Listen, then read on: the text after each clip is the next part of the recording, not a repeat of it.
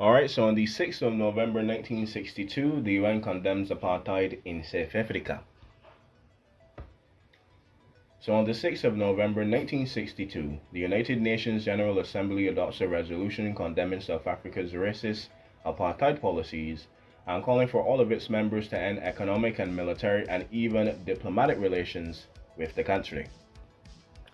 So in effect from 1948 to 1993, apartheid, which comes from the Afrikaner word for apartness, was the government-sanctioned racial segregation and political and economic discrimination against South Africa's non-white majority, or the blacks, the colors, and the Asian minorities. Well, actually majorities, and then the minority.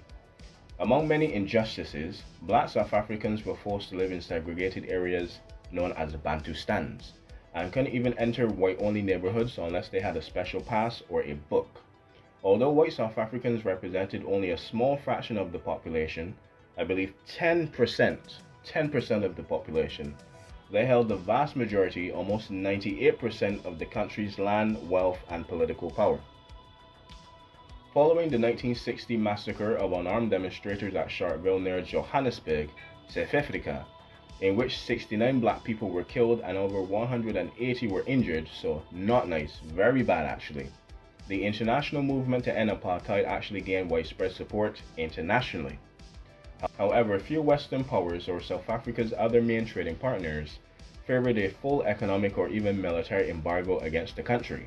Because against communism, you got to protect against communism. Some of the black South Africans might be communists, you never know.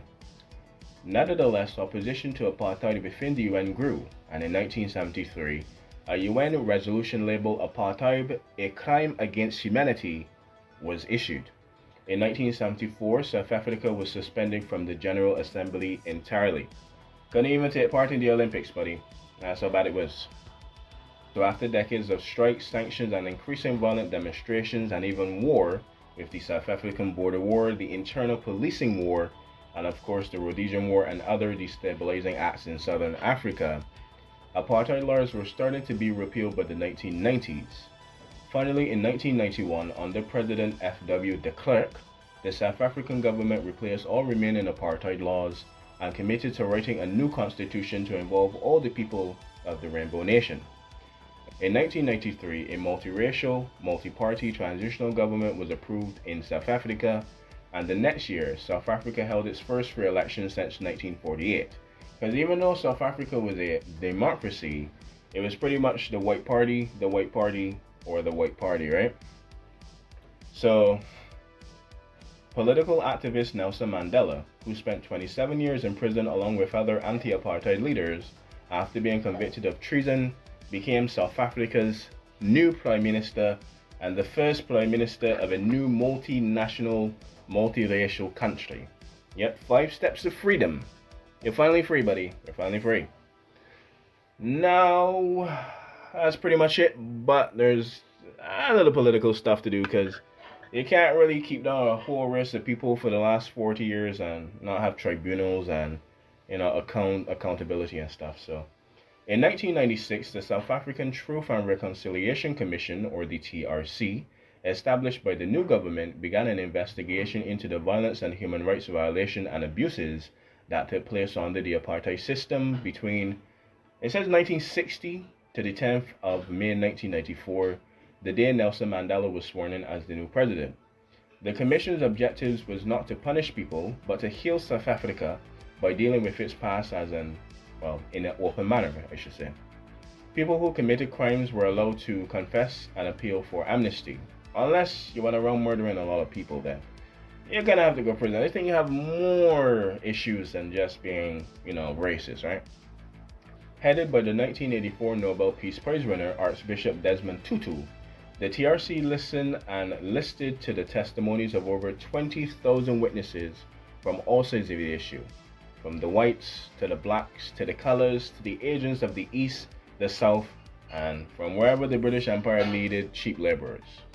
Victims and their families, as well as the perpetrators of the violence, were all listened to. It released its report in 1998 and condemned all major political organizations, the apartheid government, in addition to anti-apartheid forces such as the African National Congress, for contributing to the violence. So even his own party, so I gotta respect him for that.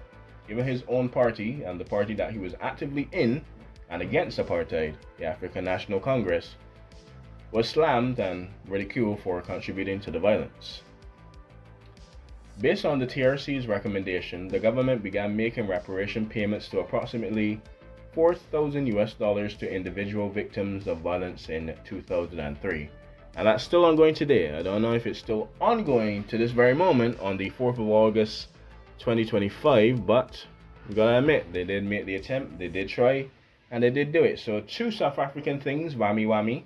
One at the beginning of the racial injustices that started to make apartheid, and one at the very end. So we kind of get the timeline of South Africa in one swoop. Not without the border war and the annexation of Southwest Africa, which was its own war, and the Angolan Civil War, which was on the course of the border war, and then the Rhodesian Bush War and stuff like that. But we'll get into South Africa and destabilizing the other southern African countries. But until then, yeah, that was a pretty good one. Can't complain. That was pretty good. Same Dutch team going again. Leer Itis.